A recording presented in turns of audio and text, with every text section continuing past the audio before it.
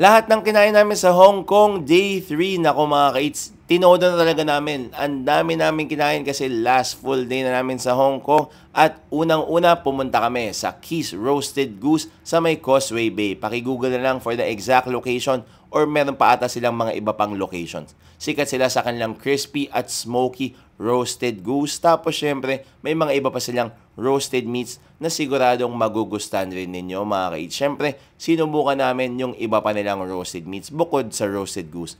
Una, itong kanilang roasted pork. Nako, ito yung kanilang parang lechon Macau mga ka-eats.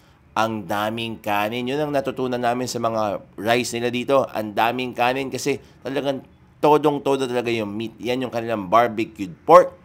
Tapos ito yung kanilang roasted goose, yung leg part yung pinili namin para mas maraming balat mga ka-eats. Kahit mas mahal siya ng konti, okay lang. Kasi talaga minsan ka lang naman kakain ito sa Hong Kong. Panalo to mga ka-eats. Sobrang crispy ng balat nito. Ang ganda ng ratio ng laman. Pero ang star talaga yung goose nila na very smoky at very crispy mga ka-eats.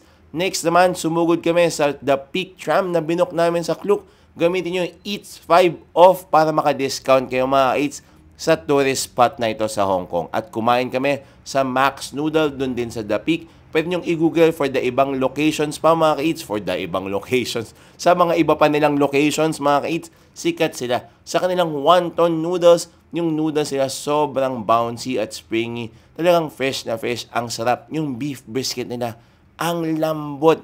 Melt in your mouth. Tapos itong dumplings sila na mga ka-eats. Yung mga dumplings sila punong-puno ng laman, walang bola, walang extenders mga ka-eats. Tapos yung noodles sila talagang al dente yung texture. Kahit medyo maliit lang yung bowl, nako, mabubusog kayo, promise. Talagang masarap at nakakabusog. Yung broth nila, medyo lasang seafood broth na very clear at very clean yung lasa mga ka-eats. Si Bini tuwang-tuwa rin dyan. Naubos niya halos yung isang bowl. Ito yung sample ng isang shrimp wonton nila. Puro hipon talaga. Tapos may kakaunting balot lamang mga ka-eats. Kaya isa tong Max Noodle sa isa sa mga paborito namin pag nagpupunta kami ng Hong Kong. Tapos after nyan, bumaba na kami at nag-Uber kami papunta sa dating tinirahan ni Dr. Jose Rizal dito sa Hong Kong. Sa Red Nazela Terrace, meron siyang parang rebulto dyan at nagbigay galang po kami. Tapos Blue Bottle sa IFC, nagkape kami dyan mga ka-eats. Ang ganda ng view dito. Kapag nag-ikot-ikot kayo, lalo na dun sa may side ng Shake Shack, makikita ninyo yung Victoria Harbor. Tapos yung kape nila, ang sarap, ang ganda ng quality.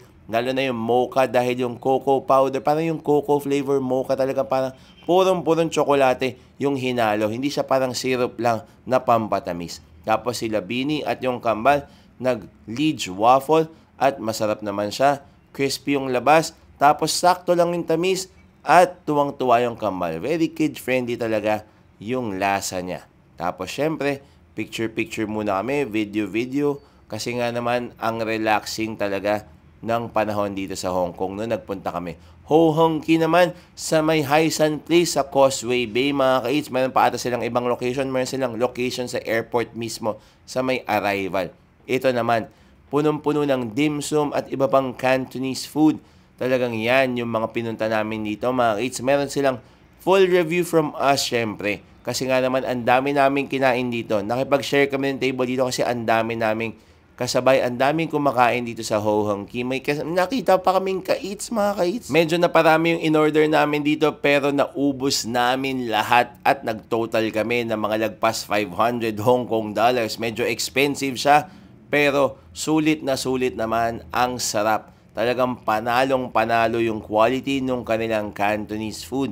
Nakapag dim sum pa kami, which is hindi namin nagawa sa talagang dim sum restaurant. Pero dito, ang sarap na rin. Talagang walang tapon. Sobrang quality yung mga kinain namin sa Ho Hong Ki. Kaya naman parang ilang years na silang may Michelin guide or parang nasa Michelin star din ata sila mga ka-eats. Tuwang-tuwa yung kambal sa kanilang asado siopaw. At syempre, nag-dessert din kami yung kanilang very spongy at light na cake. Parang gawa yan sa parang palm sugar or brown sugar. Kung hindi ako nagkakamali mga ka-eats, i-research natin yan at i-report natin sa full video natin sa Ho Hong Ki. Yun lang mga ka-eats sa aming third day sa Hong Kong. Until next time, bye-bye!